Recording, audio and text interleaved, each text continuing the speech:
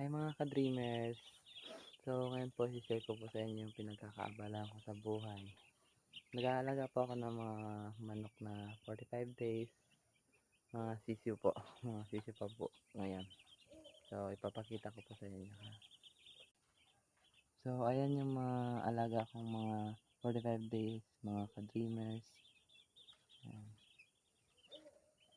Nagpapahinga na po sila ngayon. Yan po pagkain nila, kakalagay ko lang po ngayon. Nag-start po ako naglagay kanina ng 8, tapos gigising po ako ulit mamaya ng 12 AM para i-check po yung pagkain nila ulit, tsaka yung tubig nila. Yan po. Yung tubig nila guys, naglalagay po ako ng Betracin, yung pangsisi po na Betracin.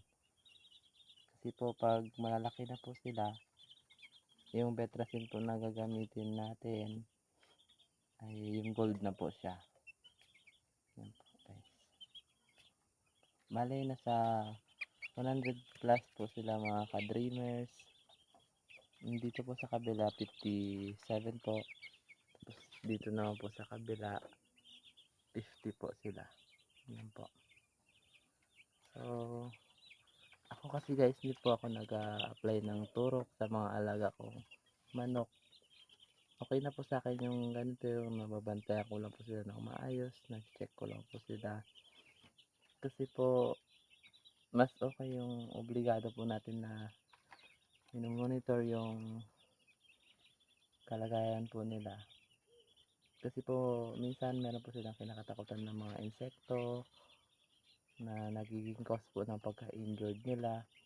Pagka na-injured po sila, parang nahihirapan na po sila maka-recover. Kasi po kumbaga po sa tao, parang mahina po yung puso nila sa mga bagay na nagugulat po sila. Kaya po dapat sa ganito pong pag-aalaga malayo po sa matataong lugar o sa mga mapupuno, kasi po yung pag may mga bagay po sila na nagugulat po sila, ganun po yung nagiging cause po, may injured po sila.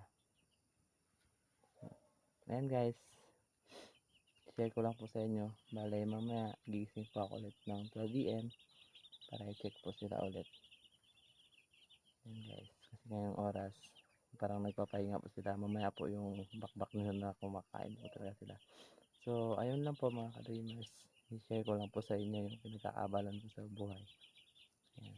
So bukas po ulit mga ka-dreamers, maraming pong salamat sa panonood. Bye!